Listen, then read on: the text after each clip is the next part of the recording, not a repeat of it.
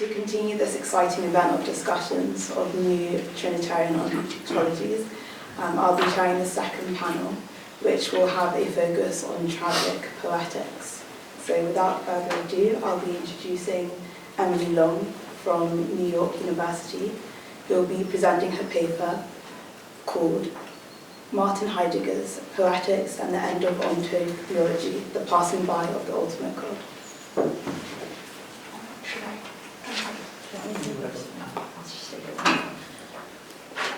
Okay, so my intention today is to try to offer some initial and perhaps fairly basic insights into Heidegger's thinking on Onto-Theology, a term active in his later work that characterized the history of metaphysics as the history of theology. Only emerging as a theme after Heidegger's radical historization of ontology and his shift away from being in time, I want to suggest that Heidegger's encounter with Onto-Theology is best understood by looking to the role of poetry during the Kehre, or the turn, a period ranging from the completion of being in time in 1927 until the early 1940s, when the poet Friedrich Hölderlin became Heidegger's key interlocutor. Though the status of poetry in Heidegger's philosophy resists any brief summary, one can say with certainty that it was with Heidegger's first Hölderlin lectures in 1934 and 1935 that poetry became his select partner in bringing about an end to Onto-Theology and seeking what he would call an other beginning of thought, which Heidegger understood in terms of the mystery of the divine, the myth of the holy, as they appeared specifically in the futural hermeneutic quality of poetry. For Heidegger, poetry works to shelter the divine, making possible what he will call the passing by of the ultimate God, a God to be guarded as a mystery. But what does Heidegger mean when he says Onto-Theology? Although any clear explication of this term takes us well past the years of the Kehre, it's an idea that's essentially rooted in Heidegger's thinking from the years just following the publication of Being in Time. In the wake of his own deconstruction of metaphysics, Heidegger claims to have revealed a historical succession of epochal understandings of being, and argues that all of these epochs have metaphysical foundations and make foundational claims. That is, Heidegger came to see the history of metaphysics as establishing the most basic conceptual parameters of intelligibility by ontologically grounding and theologically legitimating the changing historical meaning of what is, of beings. In reflecting on his magnum opus, Heidegger began to suggest that it was an altogether naive assumption on his part that the deconstruction he attempted in Being in Time would have allowed him to recover a transhistorically binding fundamental ontology, that is, a vision of being powerful enough to have been operant in every historical epoch. Being in Time was a text that famously marked the beginning of Heidegger's confrontation with metaphysics, yet it's also work that can itself be seen as assuming an ahistorically valid understanding of being, one that results in a kind of permanent presence. In the years following the publication of Being in Time, Heidegger was already beginning to turn toward a historization of ontology, or an investigation to past historical understandings of being to which we no longer have direct phenomenological access. For Heidegger, this turn away from a philosophy of permanent presence toward the historization of ontology is what he calls Seinsgeschichte, or the history of being. For Heidegger, Seinsgeschichte works to reveal how metaphysics grounds the historical intelligibility of being in a given epoch, illuminating the idea that successive historical forms of intelligibility have been submerged in and preserved by the metaphysical tradition itself. In categorizing and disseminating an understanding of what beings are, metaphysics, Heidegger argues, thus provides each historical epoch with its ontological bedrock.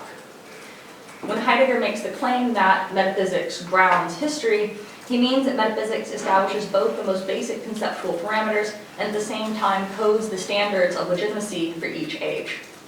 In providing this bedrock, or this ground, metaphysics then supplies intelligibility with a foundational justification of itself. Heidegger characterizes this foundational justification as theological. But why and how the history of metaphysics became the history of Onto-Theology perhaps requires some further explication. During the 1930s, a central problem for Heidegger was simply, what is a being? Worked out more explicitly in his lectures on Nietzsche, particularly from 1940, 1941, and 1942, the central problem of metaphysics, Heidegger claims, is its attempt to ask after the truth of the totality of beings. In asking after what a being is, and at the same time thinking metaphysics as the truth of the totality of beings, the central problem of metaphysics reveals itself as conceptually twofold, fractured to the core. It's out of this fracture, Heidegger tells us, that the entwined histories of ontology and theology grow.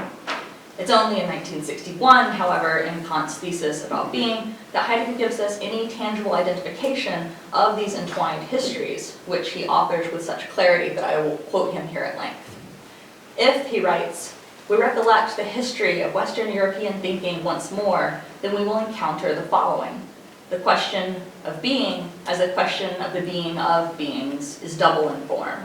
On the one hand, it asks, what is a being in general as a being? In the history of philosophy, reflections which fall within the domain of this question acquire the title ontology. The question, what is a being, however, simultaneously asks, which being is the highest being, and in what sense is it the highest being? This is the question of God and of the divine.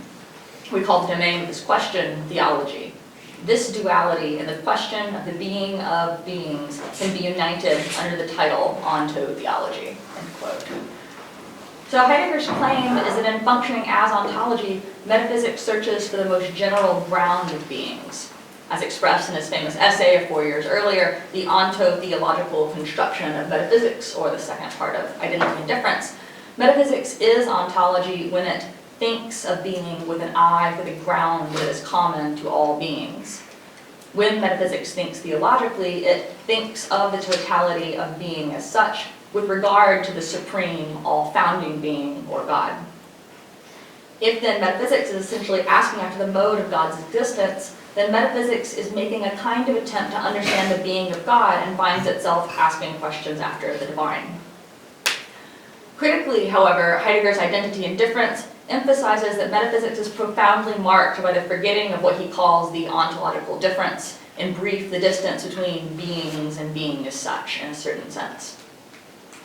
The scenario Heidegger describes is one in which being as such, God, and all other beings have become tangled up, reciprocally grounding and justifying each other in such a way that their difference passes into oblivion. To truly think the history of metaphysics anew, Heidegger argues, we must turn to face the ontological difference. For Heidegger, facing the ontological difference essentially compels us to turn towards openness, that is, towards what is concealed or veiled.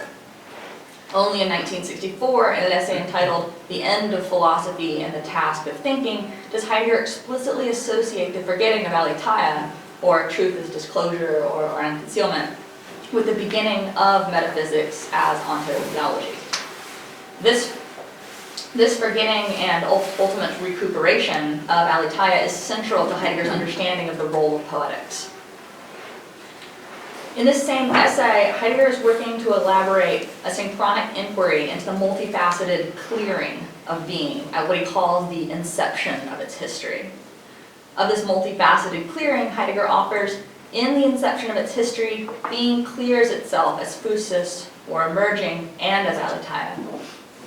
In other words, before being was interpreted in terms of a kind of permanent presence, as in Heidegger's reading of both Plato and Aristotle, being was thought instead as emergence and disclosure, physis and aletheia, names given by the pre-Socratic thinkers Heraclitus and Parmenides respectively. Working to guard being's inherent temporal dynamism, Heidegger calls this physis-aletheia pair the inceptive essence of being. This pair works together in intimate counter-rotation to both reveal and guard all that is. So having given a brief explication of Heidegger's thinking onto theology from a variety of works written after the Kara, I want to turn now to focus specifically on Heidegger's reading of Hölderlin. Pervading Heidegger's thought from his first lectures on Hölderlin in the winter semester of 1934 until the end of his life, it is only through Hölderlin that Heidegger came to understand thinking as an essentially poetic task, one that sees art and existence transform into players in a hermeneutic, where no single element can be viewed without the whole, and the whole not without its elements, a process meant to enact the function of aletheia. In the winter of 1934, Heidegger composed a series of lectures on Hölderlin, entitled Hölderlin's Hymns, Germania, and the Rhine. The first half of the Hölderlin lecture course focused on gaining a preliminary understanding of poeticizing in terms of its essence and linguistic character. Heidegger is clear that this is not some universal essence of an ideal poeticizing. It is the essence that is poeticized in and through a singular poeticizing. So not imposed from outside or above, as is the case through philosophical applications of concepts of poeticizing. This poetics, importantly, is rather clear through Erlebnis, or experience. In thinking the role of poetry as related to the problem of Onto-Theology in Heidegger's thought and his desire to bring about an end to this situation, it's critical at this point to turn towards the key problem of myth in Hölderlin's works. Elegantly expressed in Hölderlin's poetry, myth, as Heidegger would later phrase it in his lecture course, What is Called Thinking, remains the most thought-worthy thing. What Heidegger means here is to make a return to pre-Socratic thought, specifically to the thinking of Phusis and Aletheia. For Heidegger, any proximity between poetry and thinking can only be claimed in the right way if their difference is acknowledged and preserved. This marks the transition from philosophy as metaphysics to what Heidegger will call another beginning of thought. It's in this way that, for Heidegger, the decisive myth contained in Hölderlin's poetry, the myth of the holy, comes to find an echo in the future thinking of being. Hölderlin's poetry is critical precisely because it opens new horizons for the present by placing thinking in the frame of a new myth. What is the myth of the holy? In the title poems of Heidegger's lecture series, Germania and the Rhine, the myth of the holy emerges in an intimate counter-rotation of mourning and readiness, culminating in a holy mourning but ready distress, by which Heidegger is transfixed. This basic tone, Heidegger thinks, works to establish the location of our future historical being and express it. In this sense, Hölderlin's poetry becomes a sacrificial experience, and it establishes being as the intermediate between earth and the gods.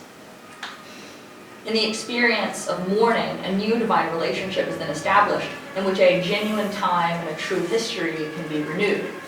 In this way, Heidegger's reflections on Hölderlin's poetry become a search not for a pure origin, but for a place beyond the origin. It's in speaking to Germania that Heidegger indicates the essentially poetic character of mourning in Hölderlin's work, by pointing through him to what he believes is the fundamental, though buried, event of the modern age, the flight of the gods, or a kind of Gottverlassenheit. Germania begins with these lines, which I will give in translation. Not them, the blessed ones, who once appeared, the image of the gods of old lands, them I may no longer call. In Germania, it's on the occasion of the loss of the gods that mourning becomes a holy mourning, or a heilige Trauer, in the sense of a kind of loss that only serves to strengthen the desire for reunion. In this way, holy mourning becomes a kind of expectant readiness, which is itself essentially future-oriented. For Heidegger, we have to recognize that the myth of the holy does not occur in poetic representation, but rather the holy occurs in poetic presentation as revelation. The challenge here is that any repetition of these poetic presentations runs the marked risk of transforming them into representations, freezing them, and when this occurs, the holy withdraws and is then again concealed. In Heidegger's later writing, references to the holy or the gods become prolific, but are seldom if ever spelled out in any detail. Our only way into this increasingly frequent references to these themes is through a moment almost singularly inspired by Hölderlin. Heidegger's thinking on what he calls the letzte Gott, the last God, or the ultimate God, a term that first appears in the Beiträge, or contributions. Written privately between 1936 and 1938, the extreme difficulty and opacity of the Beiträge marks a conscious methodological move on Heidegger's part, an attempt to shatter our attachment to traditional modes of thinking and mark the transition to Seinsgeschichte. Near the end of the Beiträge, Heidegger writes, "Philosophy commits suicide when it makes itself intelligible." For Heidegger, philosophical intelligibility drags being down into categories utterly inappropriate to it. In making the transition away from Onto-Theology and towards an other beginning of thought, it's in the Beiträge that Heidegger described this maneuver in terms of what he calls a founding leap, by which he means to bring something into being from out of its essential source. In many ways, the central theme of the Beiträge, it's in this founding leap that being is understood not as substance in the metaphysical sense, but as Ereignis, an event. Being becomes Ereignis or event for Heidegger in relation to his idea of Wesung, or a presence, presencing, you would even say essencing maybe. The past tense of which is importantly das Gewesene, that which is as having been, which expresses the idea that although the past is past, it is nevertheless reverberating into both present and future. As the concept of der letzte Gott, the last God or the ultimate God, this idea first shows up relatively late in the Beiträge, indicating Heidegger's thinking on the question of the essencing or presencing of the being of a God.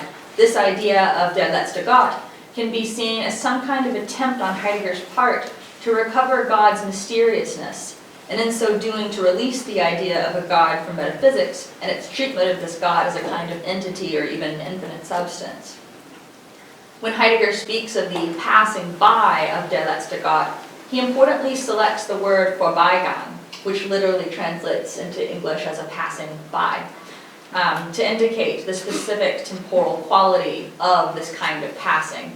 And in so doing, he enters into explicit dialogue with Hölderlin. In his poem Friedensfeier, or Celebration of Peace, Hölderlin deals explicitly with the temporality of the divine, speaking of a God who touches the dwellings of men only for a moment before moving on. In describing the ephemeral brush of the God's hand in his poem, Hölderlin selects the term vergänglich, which we could translate perhaps as evanescent. As Heidegger points out in the Beiträge, however, this term should not be understood as any kind of passing away, but must rather be understood as a passing by. Despite the ephemeral quality of this touch in Hölderlin's poetry, it echoes through time. In a sense, it fleets on. In speaking of the passing by of der letzte Gott, Heidegger replaces Hölderlin's vergänglich with his own Vorbeigang, making clear that this passing by does not mean that God has been swallowed up by the past. Instead, God has touched time in the moment of his passing. It is in this situation that this God is understood not as vergänglich or evanescent, but rather in terms of Vorbeigang as a passing by in the sense of das Gewesene, that which is as having been, indicating the futural hermeneutic quality of Hölderlin's verse. In relation to this intimate counter-rotation of mourning and readiness, this passing by of the God indicates a new spiritual beginning that has, in Heidegger's view, essentially always been projecting. What does Heidegger mean when he says der letzte Gott, the last God, the ultimate God? To return to the critical importance of the Kehre, especially those years between 1934 and 1936, when Heidegger is lecturing on Hölderlin and Nietzsche respectively, one could interpret der letzte Gott in Nietzschean terms, wherein letzte refers to the death of the God of metaphysics, indicating a final God in terms of a full withdrawal. But what if we translated letzte not as last, but as ultimate? In this way, ultimate denotes the omnipotence and omnipresence of God in the sense of the Godhead, or the very divinity of God. In reading der letzte Gott as the ultimate God, this notion of withdrawal or passing away fades and offers instead a recovery of the being of God that does not fall back into metaphysics and Onto-Theology, but breaks loose from it by recourse to the myth of the holy. This God would not be the God of metaphysics, but a poet God in the sense of das Gewesene. In this way, we should be able to see that the kind of God emerging in Heidegger's thought during the Kehre is a profoundly poetic God, a God that exists as having been in the past with respect to the present and the future. In brief, a Heideggerian theology would necessarily be poetic in such a way that this theology would take up the hermeneutic task of the poet, that is, to perform the function of aletheia in terms of an intimate counter-rotation with respect to the preservation, the guarding of the mystery. Thank you.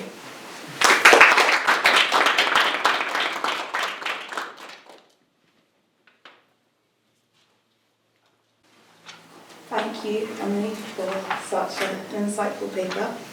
Next up, we have Scerri from the Catholic University of Paris.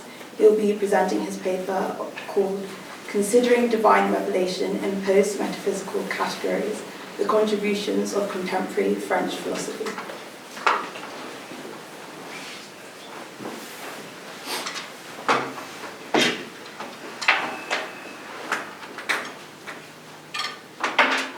morning to you all. It's a pleasure for me to be here today, speaking here. I would like to start with the question: how does God reveal Himself? It's a simple question, and if one puts forward this question, more often than not, the answer coming from experts and common folk alike underlines that God reveals Himself as Word.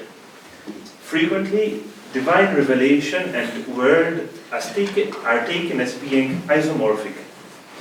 And albeit its common usage, in our present historical context, this definition is problematic and somewhat simplistic. And this study will further explain why.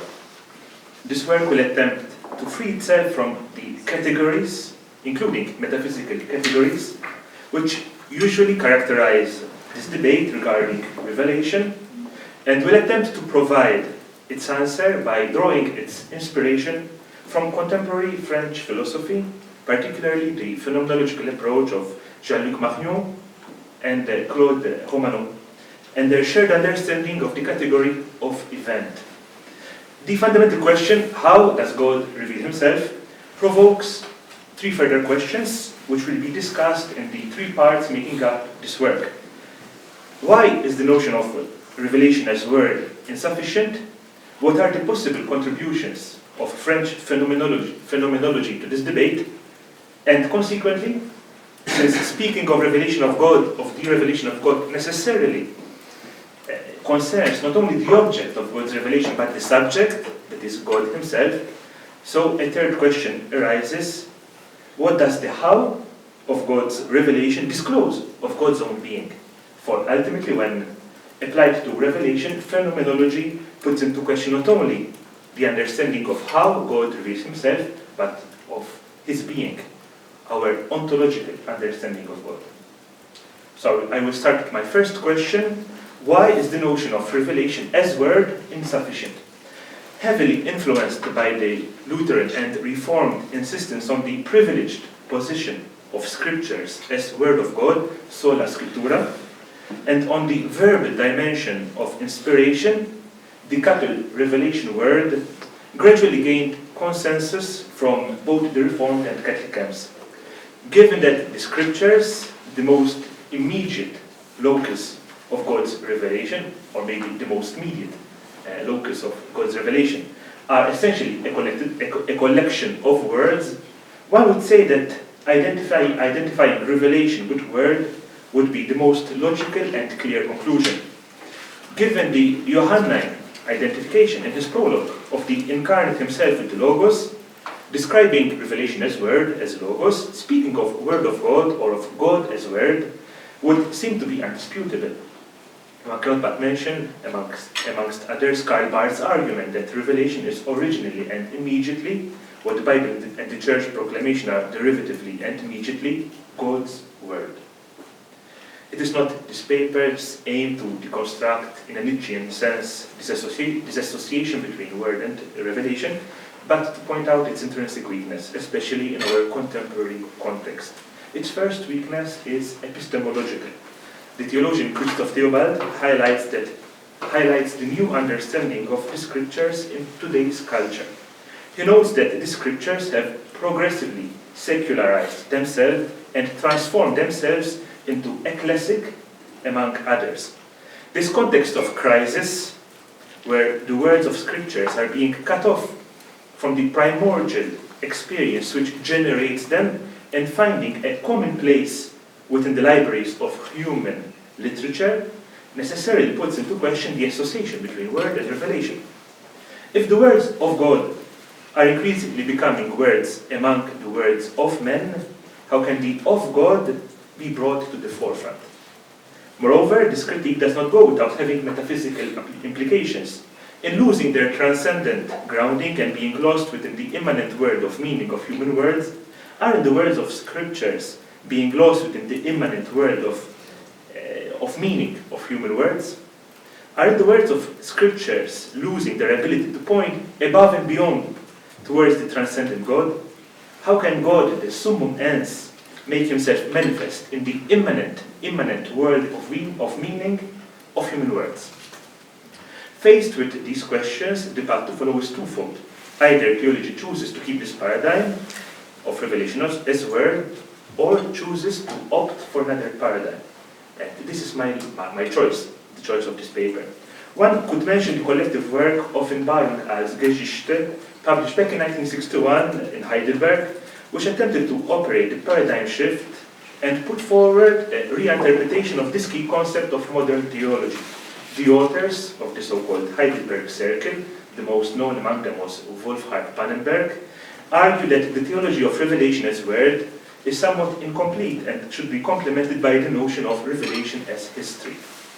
Simply put, they sustain that God does not reveal himself directly through words, but indirectly through his acts in history. Simply put,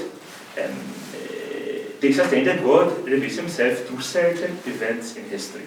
Paul Ricoeur notes that for this theology of history, the event par excellence is what has taken place in its historical fact, respected in its otherness and its distance. End of quote. It is through the revelatory power of events that God makes himself manifest. This approach to revelation was subjected to numerous critiques, particularly given the fact that it relies heavily on a Hegelian view of history, where the contingent needs to ultimately be reconciled with the absolute. Only the totality of history gives meaning to the particular and to revelation as such. And as a consequence, the particular events of revelation are deprived of their radical contingency, of their radical historicity. This theory refrains from pursuing its initial presuppositions up to their radical consequences. It builds up on history, but chooses to quit history in order to find its meaning. However, notwithstanding this critique, I think that the initial choice of this approach merits further attention. The choice to consider revelation from the point of view of that which is under our eyes, God's events in history, is an important input to the reflection on revelation and should be pursued further. This is where French phenomenology could make itself useful. I arrive to my second question. What is the contribution then of French phenomenology? One of the central themes of Jean-Luc Marion's phenomenology is his insistence on the category of event. He highlights the particular givenness, in other terms, the sui generis phenomenality of events, which forbids the person concerned from mixing them up with mere facts. Marion considers the phenomenon from the point of view of its radical contingency. It is the emergence and human existence of the unexpected. In his major opus, Étant donné, he insists that the event manifests itself by itself. It gives itself out of its own initiative, in imposing itself on the subject as radical givenness. Understood in this phenomenological sense, the event has two essential qualities: its non-causability and its excess. Both appear in the fact that the event is set apart from the movement that goes from cause to effect, and it is considered in its radical factuality, its being there. Reality is no longer for Marion the realm of the ousia, but the stage on which the event makes itself manifest as original fact, as surprise. It exceeds our anticipations, it imposes itself. It escapes the logic of the causa sive ratio of classical metaphysics. For while in the metaphysical worldview nothing happens without being previously foreseen, the phenomenology of event accepts that the event exceeds what was foreseen and expected. If one tries to find a synonym for the event in the vocabulary of everyday life, then one could call the event the radical accident, that which happens without being foreseen by the chain of causes and effects. The event is thought of as a saturated phenomenon, that is to say, a phenomenon in which, in Kantian terms, the intuition always overwhelms the expectations of the intention. It breaks the hegemony of the a priori categories. Concerning what has been previously said regarding the world of meaning of concepts and words, one highlights the fact that in its excess, the event provokes reflection, but it cannot be entirely grasped by reason. No concept can fully appropriate it. Any attempt of rationalization will always remain post-eventum and necessarily incomplete, because the event goes beyond conceptualization. The event, as a saturated phenomenon, escapes the objectivity imposed by the subject and imposes itself in its donation. It is, I'm quoting McClymont here, unpredictable with regards to the past, not exhaustively understandable with regards to the present, non-reproducible with regards to the future. End of quote. The category of event receives equal attention in the works of another contemporary French philosopher, Claude Romanot. He insists on the fact that the event emerges and transforms the meaning of the world. Like the rose of Silesius, the event is fundamentally inexplicable from the point of view of the pre-existing possibilities of the world. Indeed, the meaning of the event depends on the, I quote Romanot here, the possibilities which it carries in itself and brings with itself, and which prevent it from being reduced to effect in the world. It is not a mere factum, that is to say, etymologically, something which is done, accomplished, understood, completed. It is the bearer of a new world of meaning, the initiator of a continuous hermeneutical process, which encompasses the past, the present, and the future. In other words, the event is not merely a part of history, it makes history. The meaning of reality is no longer the same after the eruption of the event. The works of these two philosophers both merit further attention, however, that doesn't lie within the scope of the present work. What lies within the present of this work, within the scope of this work, is whether and how these reflections on the category of event could contribute towards a renewed approach to revelation. Applied to the theology of revelation, the phenomenology of the event enables it to start off from the things themselves, God's actions in history, and to consider them in their simple givenness, no longer as facta, but as events in their phenomenological sense. The notion of event, permits revelation to quit the Cartesian cogito, where the human subject is always in the ego position in the process of knowing something as an object, and restores God to his original position as the subject of revelation, and man to the accusative position, me, not ego. Revelation understood as event cannot be limited to Kant's conditions of possibility, to the limits of pure reason, or to the logic of cause and effect. Revelation simply happens, it is given, it saturates man's horizon. In the radical contingency of the eruption of God into that which is finite, limited, and without holiness, he escapes the logic of causality, and he presents himself in the form of a surprise. God's action is always in excess of man's expectations and of man's capacity to fathom God's manifestation. Moreover, revelation considered as event is historical, not only in the sense that it appears in history, but in the sense that it makes history. It changes, and it brings about a new world of possibilities and of meaning. Furthermore, given the problems already pointed out with regards to the identification of revelation and word, mainly the fact that words could limit revelation within their world of meaning, one notes that the category of event enables theology to go beyond this limitation. For given its radical excess, God's revelation overturns all preceding conceptualization. I quote McClymont, it leaves us literally without speech, without words for saying it, without concepts for understanding it. It can be described, it can be put into words, but it is always beyond definitions. End of quote.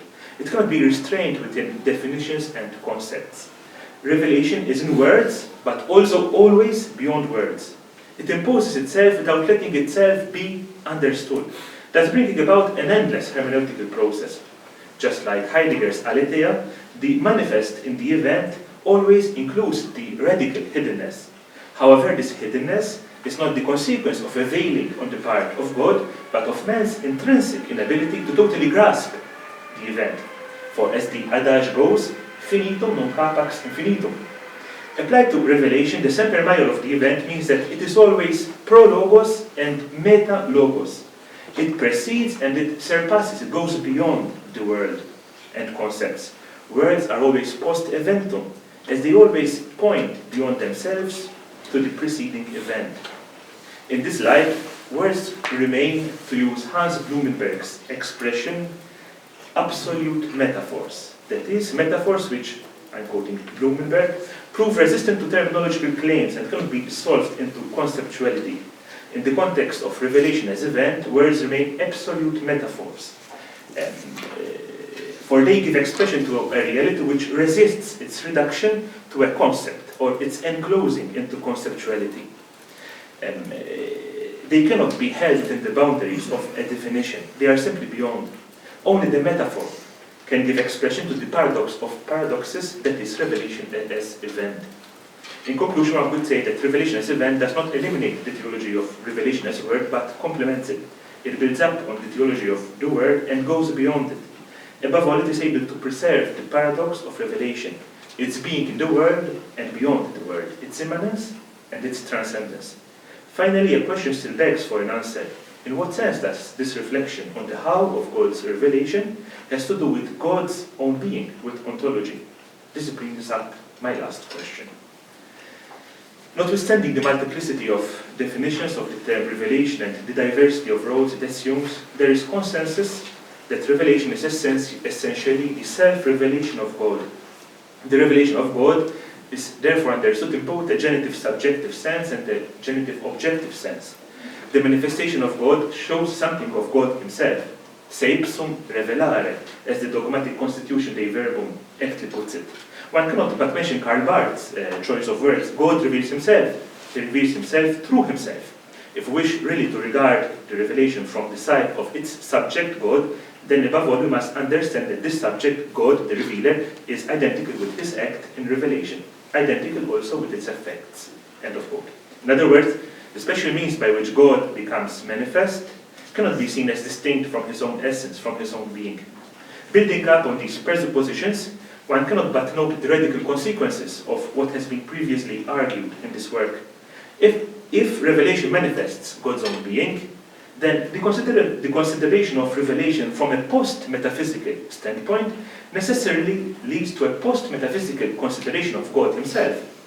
In other terms, if, as has been previously argued, God's revelation does not fit within the classical argument of metaphysics, consequently, God's being himself fails to fit within these categories. Given that this paper has chosen the event as the category which describes God's revelation, if God reveals himself as event, consequently, he is himself, to a certain extent, an event, that which is beyond definition. Furthermore, if the event is that which surpasses metaphysical categorization and that which is always beyond definitions, then God himself cannot be categorized. He is himself beyond being. As McClymont says, God has nothing to do with being. He comes to us in and as a gift, end of quote. Speaking of God, Karl Barth famously inverted in his debate on the Analogia Entis the scholastic saying operari sequitur esse, and coined the expression esse sequitur operari. God's being follows God's actions. According to Barth, it is only through God's activity, this revelation, that man comes to the knowledge of his being. However, the attempt to understand divine revelation, or the operari of God, according to post-metaphysical categories, particularly as event, means that it cannot be reduced to a metaphysical category, esse, for example. For God's operari exceeds all categorization. The God who reveals himself as event does not lie within the boundaries of esse. He is beyond being. His operari is too excessive to be reduced to esse. There is no sequitur operari. The operari alone suffices. In other words, God cannot be considered ontologically, but I say meta-ontologically, for he lies beyond the ontological categories. Numerous treatises have been written to attempt a reconciliation of the Trinitarian God, possibly the greatest or one of the greatest metaphysical paradoxes, with being. The phenomenological approach explained in this paper frees theology from the onus of making this reconciliation and brings about a Trinitarian meta-ontology. Following the Ranerian Grundaxiom that the economic Trinity is the immanent Trinity and vice versa, one could say that the God who manifests himself as Trinitarian event is he himself a Trinitarian event. This God escapes metaphysical categorization, and the attempt to reduce this Trinitarian God to an ends will necessarily remain futile. This is the real ontological difference of God, his meta-ontology. No ontological copula will suffice in the endeavor of fattening God. Words and categories will simply have a meta-function. They point towards the Trinitarian God who is beyond ontology. In answering these three questions, this paper has shown that the how of revelation necessarily brings about the question concerning the identity of him who reveals himself. It brings forward the intricate intertwining between the revealer and his revelation. Taking into consideration the contributions of certain contemporary French philosophers, this paper has sought to bring forward, under a new light and with a renewed accentuation, certain elements which already form part of the theological heritage, but risk often being overshadowed and forgotten. The end result of this work is a theology of revelation which is both humble and exotical in nature. It carries a trait of humility, for it accepts the possibility of God's unforeseen irruption as event in the contingency of man's existence, and the fact that even more than human events, the event of God necessarily remains inexhaustible. As a consequence, theology abides in the dimension of the exodus, for it is always called to abandon its preconceived categories and pursue the God who is always beyond. It is called to remain in the exotical search of the given but never fattened name, which is beyond every name. Thank you for your time.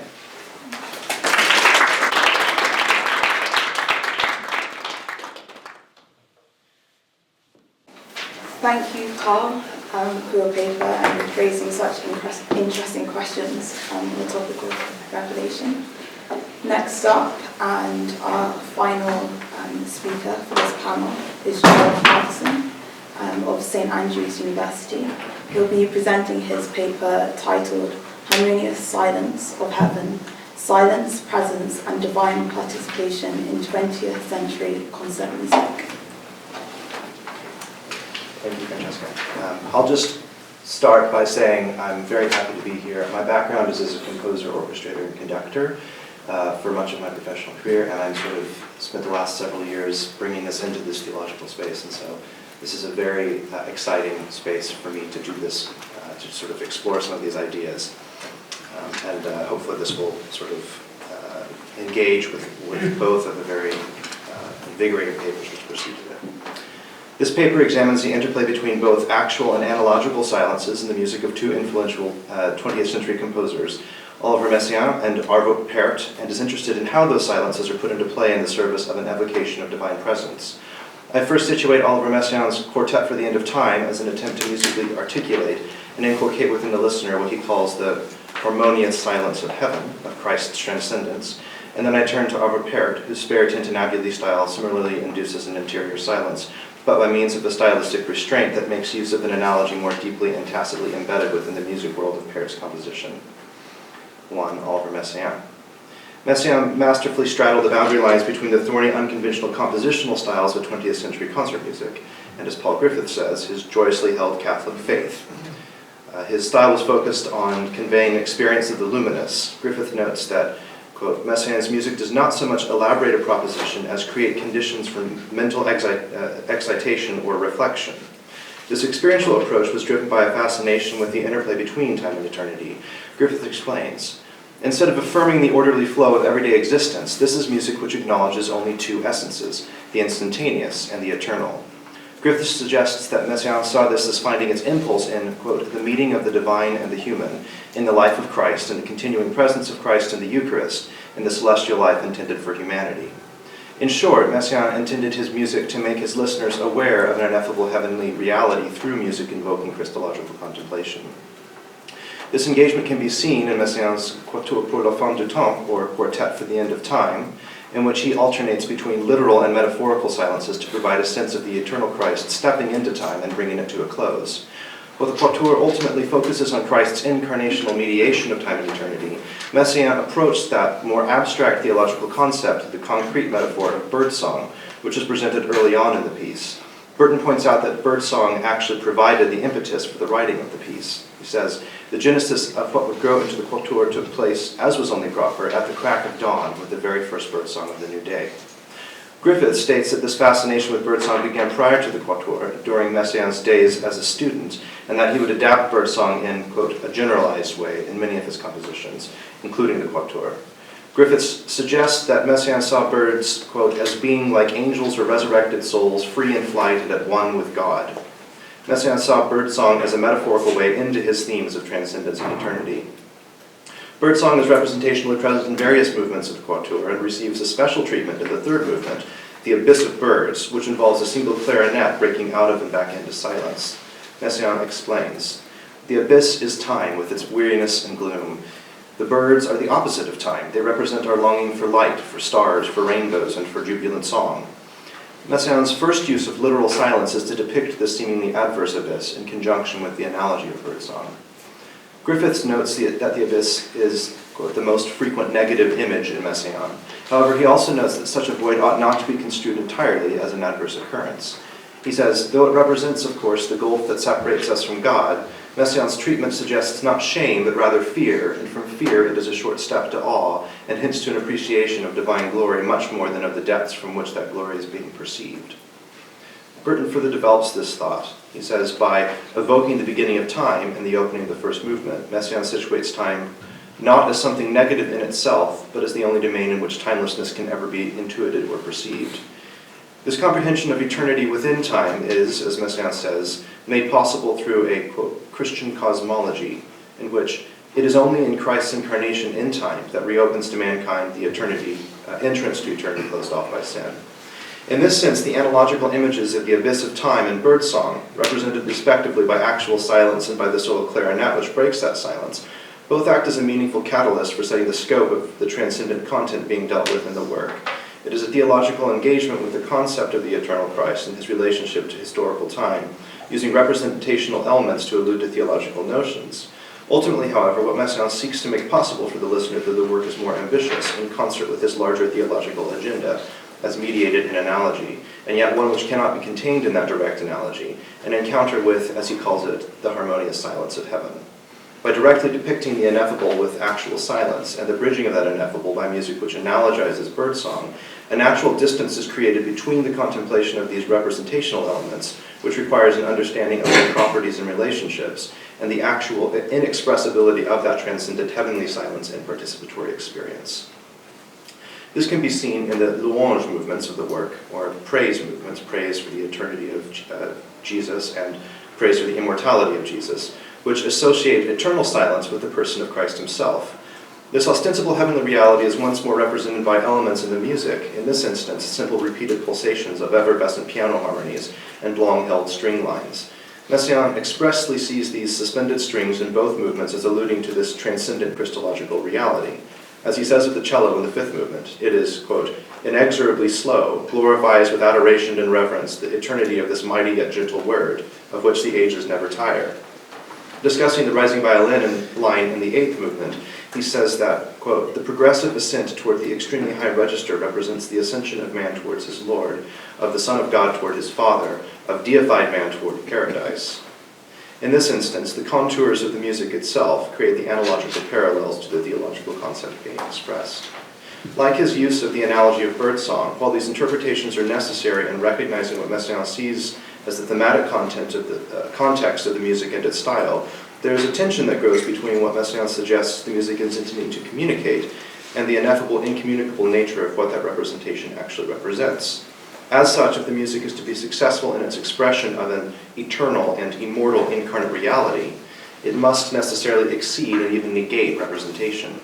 The stylization in the louange movements itself bears this tension, with its long-held suspensions and continual repetition in the piano, set against very gradual thematic development, and ultimately, in the second louange movement, upward transposition. Silence can no longer merely be expressed representationally. It must somehow result from the music, be consummated from comprehension into a participation that is both accomplished through the music and yet exceeds the formal means of compositional structure that makes it possible, and what that structure could possibly mean representationally. The strange, alluring tension between the evocative transposing string melodies and the effervescent pulsating piano chordings ever upholding that thematic movement The way in which the music ebbs and flows between statedness and restraint seems to speak to this on multiple registers. Accounts of the first performance of the Quatuor in 1942 seem to affirm that some sort of silence is indeed engendered by listening to the piece. During the premiere, according to eyewitnesses, the audience listened in rapt attention, maintaining what the premiere's cellist, Etienne Pasquier, called an almost religious respect. Burton notes that the end of the piece was met with, quote, a total silence that continues for some time after the last note of the louange à l'immortalité de Jésus has faded into nothingness. Musicologist Andrew Shenton corroborates the value of this sort of experience in his discussion of the Quatuor. He says, when listening to Messiaen, I'm increasingly convinced that at some point we have to put away the musicology and face the music. When we do, we have to listen to what the music says to us on a deep and personal level, freed from Messiaen's verbal accoutrement and from conscious analysis. Shenton particularly locates this in the two louange movements. He suggests that Messiaen's own interpretation of those movements actually might be what he says is an impediment to listening, and that what is more valuable is the music's affective capacities. For me, he says, the long ecstatic phrases of the string parts and the regular pulsing of the piano are part of a formal design that transcends the mundane and in as many ways a transformative experience. Thus, for listeners of various sorts, the music of the Quatuor seems to engender some sort of interior sense of contemplation and possibly inner silence itself. Insofar as this silence is a heavenly one, the piece must be understood as a perpetual subversion of itself. The work first frames its intended encounter with a heavenly silence by constructing a highly corresponding musical analogy that works in tandem with actual silence to provide the contours of a specific theological sensibility, and then it supplants that framework with a compositional dialectic of sorts between repetition and transposition, which transfigures the music into a kind of participatory analogy of Christ's eternal present, both depicting its thematic material, and yet only open to disclosure of that incarnation insofar as that depiction is simultaneously infinitely surpassed. If the quietude inculcated by the music is in any way a participation in the ineffable eternity and immortality of Christ, as Messiaen articulates it, the music itself can be understood as nothing more or less than a perpetually reconstituted aporia in which the harmonious silence of heaven is only brought into being by theologically apprehensible analogy, which is necessarily both constituted out of and dissolved back into silence, transfigured into experience and encounter. Arvo Pärt. Silence suffuses the life and work of Arvo Pärt. His music, placed within broader holy minimalism, expressed spirituality in a compositional landscape void of religious content in the latter half of the 20th century. As Griffith says, holy minimalism, with its auras of early music and sacredness, was doubly anti-authoritarian, which is especially true of Pärt's placement within Estonia under communism. Pärt's most known works emerged from a self-imposed silence from 1968 to 1976, in which Pärt abstained from nearly any serious composition. It was as a result of this period that Pärt developed his signature technique, tintinnabuli, which Peter Butenef describes as a new kind of quietude that would now come to characterize the music itself. Margaret Bostonia notes that the word tintinnabuli is taken from the Latin tintinnabulum, which means little bell, of course. Bostonia suggests that this reference cannot be detached from what she calls, quote, the mysteries of Orthodox beliefs in Pärt's life, which she says have intimate links to tintinnabuli. Bostonia notes the importance that the zvon, or set of untuned bells in Russian Orthodox worship, play in Orthodoxy's spiritual life. The zvon represents, as she says, the expression of the joy and triumph of God's church. It is capable of touching hearts, of encouraging the faith of believers, and reminding all within earshot of what is transpiring during divine liturgy. Bostonia suggests that these bells take on an iconic nature in Orthodox worship, something which expresses the joy of the resurrection, she says, calls the faithful to prayer, and banishes thoughts of sin and weakness. It is this joyful revelation of divine life which Bostonia sees as underpinning Pärt's compositional intention. She says, the process has become the icon, the quest is aimed towards the divine, and the area of the search is tintinnabuli. Both the imagery of the zvon, with their subliminal evocation of the divine hidden within the warp and woof of daily life, and the notion of that bell imagery as imbued with a sort of iconographic sensibility, already begins to express the way in which Pärt's engagement with silence is embedded deep in the background fabric of his already constituted world. Like a bell, whose sounding is not only summed up in the strike which causes the bell to ring, but also in the continued reverberation which continues beyond the strike, there is in Pärt's tintinnabuli music an interplay between the postures of expression and reception, between the instant immediacy of a statement and the resulting space which surpasses the statement and remains open and undefined. This can be seen in the method itself, in which two musical elements are presented. a melody of long-held notes moving in stepwise motion, placed above or below various kinds of triadic harmony. The one voice is ever establishing a sense of the always already expressed and expressing, and the other perpetually arising out of that sound bed and gradually fading back into it again. There is a decided symbiotic unity of purpose in the sound that feels both limitless and at the same time imminently present to the moment of encounter. It is, as Butenev says, outside of time but emphatically incarnated. In statements like these, as with Messiaen, there once again arises a strange sense of the dialectic, which must be simply accepted and experienced rather than understood. And yet, unlike Messiaen, the paradox is not found in the interplay between representation and experience, but rather fully received as a sort of coinciding of finitude and infinitude within the music itself. There is always a shying away from the kind of representative language that makes up half of the dialectic present in the quatuor, instead backgrounding the way that that analogy emerges from and feeds back into his lived encounter with silence. Perret says, "Tintinnabulation is an area I sometimes wander into when I am searching for answers. Here I am alone with silence. I have discovered that it is enough when a single note is beautifully played. This one note, or a silent beat, or a moment of silence, comforts me." In another interview, Perret directly addresses the way that silence plays into tintinnabulation and how the experience he discusses above rebuffs the notion of overstating what a given silence means or transmits. He says, "When we speak about silence, we must keep in mind that it has two different wings, so to speak. Silence can be both that which is outside of us and that which is inside a person. The silence of our soul, which isn't even affected by external distractions, is actually more crucial, but more difficult to achieve." These sorts of statements might suggest that Perret doesn't so much seek to represent silence theologically as he does to emulate the silence he has encountered and to evoke it in his music for others. In this sense, the analogy which gives scaffolding to that sense of silence, the bell imagery undergirding tintinnabuli, isn't established as a sort of representation of a theological concept, but acts, as Bostonia says, like the ever-present bells in Orthodox worship, as an iconic underlay which illuminates the divine life already present in the time and space of the listener. In a sense, what tintinnabuli seeks to mediate is already constituted in the fabric of the world, and as an analogy for that instilled presence, it must necessarily act in a tacit, backgrounded way.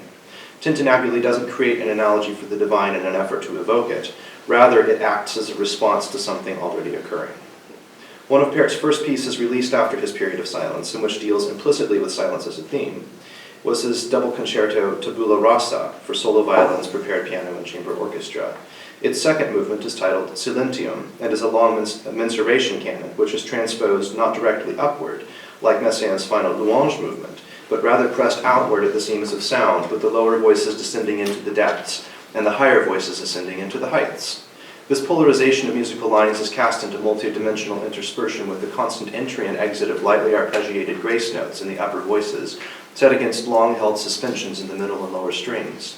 The result is that there is ever a sense that each thematic gesture is closely interwoven into the other, no matter its register, as if the transposition of the music is not directional, but rather a sort of perpetual curving of the compositional fabric itself. The counterpoint resists easy correlation, ever emerging into and out of itself in such a way that it becomes difficult to follow its beginnings and endings. Perret himself is enigmatic in his discussion of the piece. In recalling Tabula Rasa's first performance, he returns to the theme of oneness. "Something impossible had to be born, and right then what I had been asking for happened. It suffices to play every single note beautifully."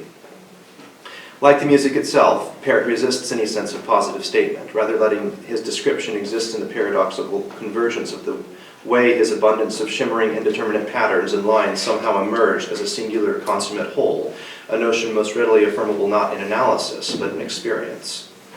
As with the quatuor, Tabula Rasa has its proponents who testify to what the experience of it causes within the listener. The Estonian composer Erkki Sven Tuur, who was a teenager at the time of the premiere in 1977, recalls his experience. He says, "I was carried beyond. I had the feeling that eternity was touching me through this music." Tuur shared how even long after the piece had finished, nobody wanted to start clapping. Manfred Eicher, the founder of Perret's longtime record label ECM, described his first experience hearing Tabula Rasa in similar terms. "It was music you discover that makes you speechless, breathless, and thoughtful." The way Tuur's and Eicher's respective listening experiences are articulated are striking in their similarity to Pasquier's comment about the premiere of the quatuor, and the instilled quietness following that performance. Not only does the piece in some sense engage with the idea of silence, and with the sense of silence in the openness and simplicity of the music itself, but also invoke silence in the listener.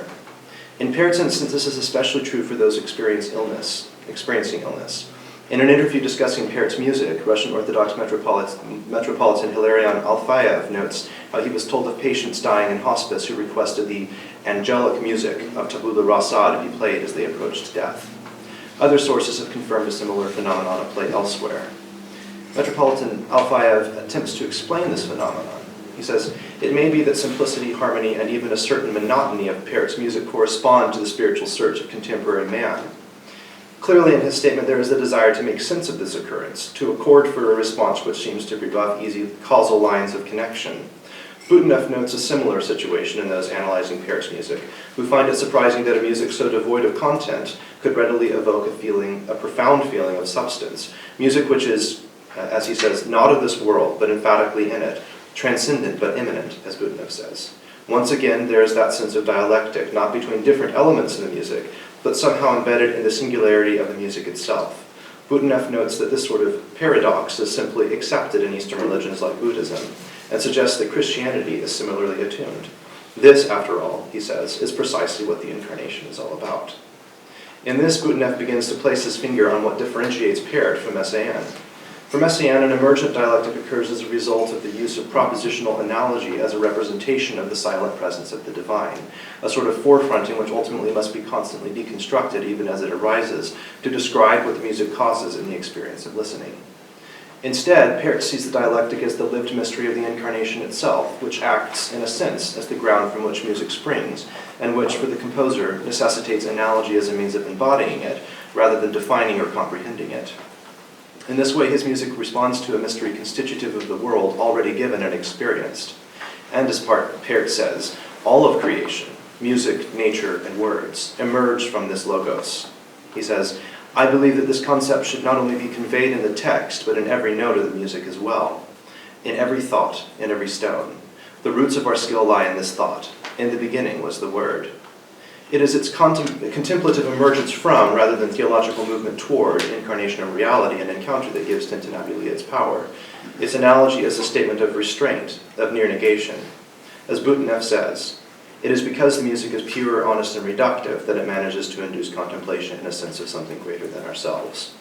As an analogy, tintinnabuli isn't the picture, but rather the frame, a withheld and stripped back analogical space that creates a natural quietude within which the divine might disclose itself.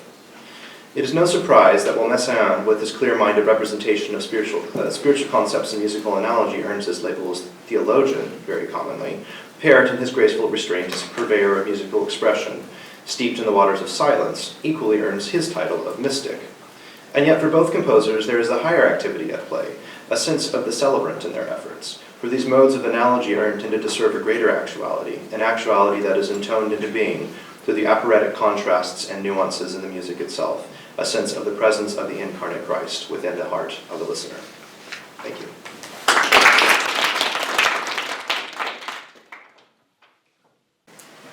Thank you, Joe, for a very engaging paper. I will now open up the floor to any questions or comments. Yeah, I have a comment. So, as a priest, I often find it kind of annoying after communion where people will expect everything to be so.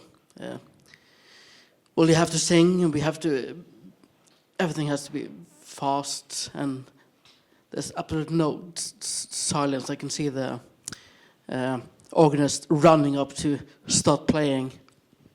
And often I would say, maybe we should just keep it silent. Yes. Yeah, absolutely. I mean, there are a lot of, and I think both of these composers would say there's a lot of liturgical implications for the way that they write. There's both sort of implications out of liturgy into the music they write, because they're both formed by liturgy, paired by orthodoxy, and Messiaen by his Catholicism. But there's also implications back into the liturgy, I think, that come from the sort of what they see as this probably primordial sense to it. And certainly that sense of silence is something which continually shows up in a lot of composers, not the least of which is the current composer, James McClymont, who engages quite a bit with silence in his music and talks about this and engages with both Perrot and Messiaen. So this is that continual sense. And for him, of course, he writes very directly for the liturgy.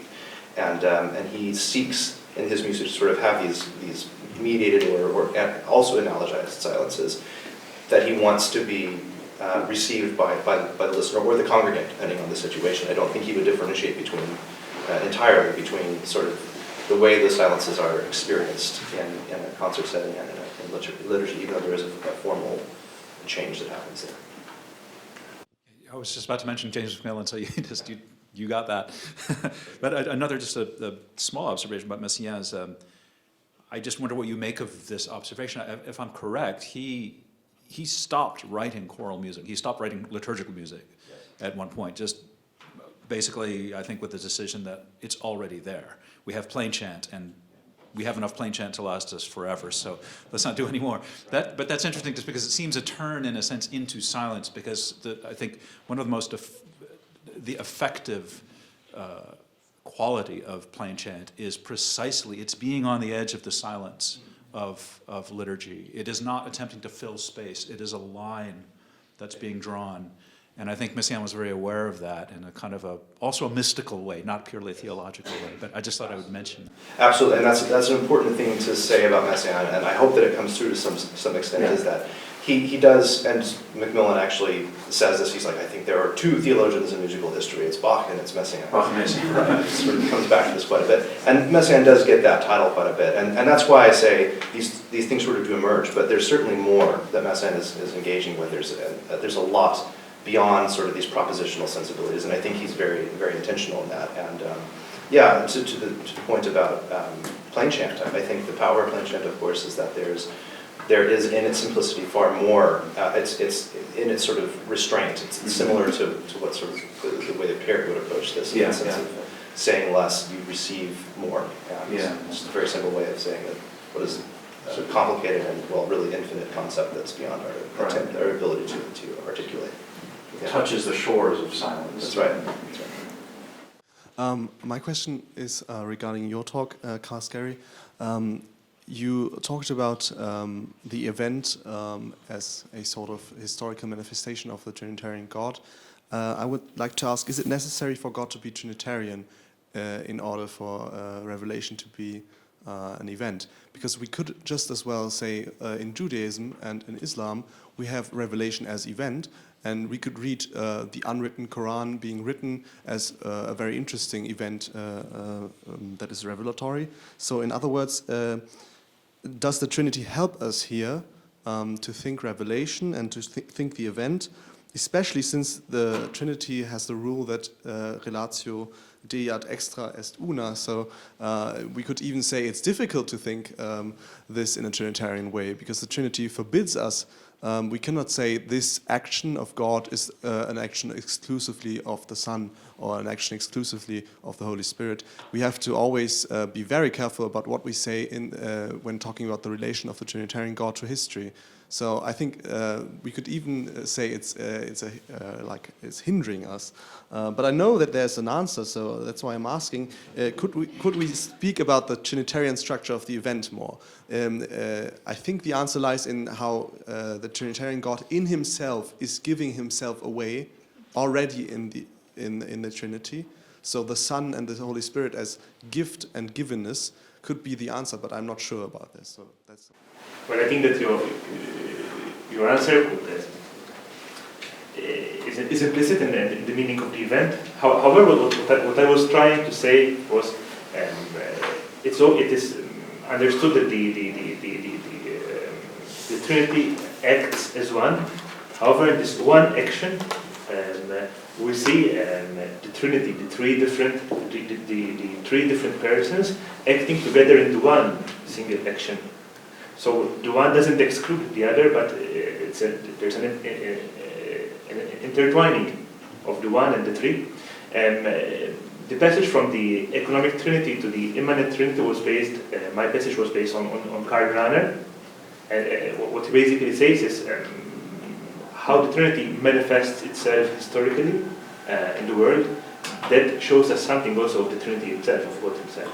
So this one single action which shows itself, which manifests itself, in my case, according to my arguments, as an event which has this three-dimensionality, implicates that God in himself, to a certain extent, is this event. I wanted to ask a question to Emily, if I may. I presented Heidegger in my introductory remarks as a figure who Trinitarian theologians have to respond to because he raises a fundamental question about the forgetfulness of the possibility of thinking about being if it's framed within a concept of the Trinity that is prior to being as creative of being.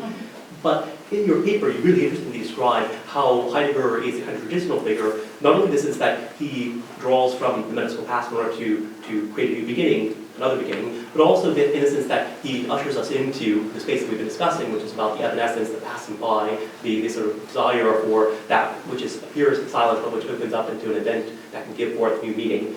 And I wondered whether you would see Heidegger's transition to poetry in his later writing, his refusal of the intelligibility of the proposition, as not only inaugurating this eventual enunciation of in the way of speaking about being, but also in its silence opening up to some kind of musical rhythm that can be approached in a desiring relation but cannot be framed in direct present phenomena. I mean, in one word, yes, absolutely. Silence is incredibly important for Heidegger, especially when he's speaking about what he sees as kind of pair of the logos and the mythos in his lectures on Parmenides, and it's in speaking about the mythos and in going to myth and Holderlin that he's able to make a lot of these incredible claims that he does in the Beiträge about the event. But it is kind of the silence of the pre-primordiality or place past the origin of that kind of mythos as set against logos that allows him to do something like this. Yeah. But I think it's also, maybe this goes past your question, but I think it's also really important when we're speaking about Heidegger in the context of new Trinitarian ontologies, to point out that Heidegger is someone who time and again in lectures and his essays wants to be very clear that he in no way thinks of being as God. And for Heidegger, the question of being and the question of Dasein can in no way be subordinated to questions of God. And in fact, Heidegger is only coming to thinking about the divine at all by reflection on being. I just think it's important that we make sure to keep that separate, at least when we're thinking about him. And I guess this turns, Carl, to your paper and to your analysis of Marion, where God kind of steps back in precisely in speaking about the event, which is coming right out of the Beiträge. It's the gods who have gone away but have returned in a certain sense. Yes, exactly. Well, there are actually two my questions. The first one: who is this letzter Gott? In the sense, is it the God of Nietzsche, which was clearly also the Christian God, or is it the God of the Greeks? Or is it just simply another God? So that's my first question. The second question builds on a comment which was made by Karl Lovitt, who said that practically Heidegger goes from being as God to God as being. That is from Onto-Theology to a certain extent hypostasizing being, so that being becomes like another God. Right. Would you agree with that? I think that's quite a bit of a slippery slope. And what I was saying earlier, he is incredibly clear that he does not want to conflate these things. To tie that into your first question, that's something that I was having difficulty with. In this paper, he talks about the God, God capital, the gods, a God. And yeah, in speaking about der letzte Gott and making that decision in the translation, which scholars disagree on profoundly, but if you think about this idea of der letzte Gott in Nietzschean terms, as you said, that it is last, it is final, it is that God of metaphysics that Nietzsche is thinking of. But when we think in the sense of ultimate, as with Holderlin, we do find a way past this situation. But it's more in the sense of the myth of the holy, right? And coming back into maybe that silence of the mythos, in the sense that this isn't any kind of Christian God, but more of some kind of pagan god. So one scholar described it as an essentially poetic forest spirit kind of situation. So I left that part out. But yeah, thank you. There's a lot going on there. To raise an open question, I think. I think so, yeah. Without a clear answer. Thank you very much for your interesting talks. I have a question for you, Carl. Simply spoken, how can I detect revelation? So you stressed very much the point that revelation is an event, that events are beyond all categorizations, and that they exceed all conceptualizations. How can I detect a revelatory event? How can I distinguish it from other events? Yes, I think that the answer is clearly given by McClymont when he speaks of the saturated horizon, in the sense that the event clearly enters within man's horizon, so within man's categories, within man's history, but it saturates it. So the event pushes the categories to their limit and goes beyond them. But it enters into the horizon, but it saturates that horizon. Because evidently, if it is simply beyond it, it's not experienced, it doesn't enter. But McClymont doesn't say that. He says that he enters into experience, but he's always beyond. So I think that's the main point. And is that a characteristic just of the event of revelation or of all events? No, I would say that first of all, it is a phenomenological trait. It is a phenomenon, so it can be applied to various events. Events which are not simply reducible to facts. And with the word fact, I understand something which is completely understandable, completely explained. But events are events which simply escape this reduction. But evermore, I think it is applicable to God's revelation. But then again, the question: what is the difference between God's revelation and other events? Yeah, I think that there are various differences. First of all, it's the subject of this event. It is God Himself. But if he enters within the horizon of man, he takes the form he enters into the logic of the phenomenology of events. So the subject and also the intensity, in the sense that if human events are, to a certain extent, if human events produce this continuous process of hermeneutical process, and even more God's events. So I wouldn't speak of a separation between human events and God's events, or worldly events and God's events, but an intensification, in the sense that it's not a difference, but an intensification of that which is already present in the worldly events. I don't know if this explains to a certain extent or Somehow. It's not a dialectical vision of worldly events and events of revelation, but events of revelation which are saturated events, events taken to their fullest possibilities. My question is a bit of an extension of Stefan's question. Where do you place the role of God's revelation through time in us, through, for example, ecstatic revelation? And also, my other question is sort of attached, but what for you is the role of mediation? Because, for me the word is always mediated, as you were saying, but so is event. Event is always mediated.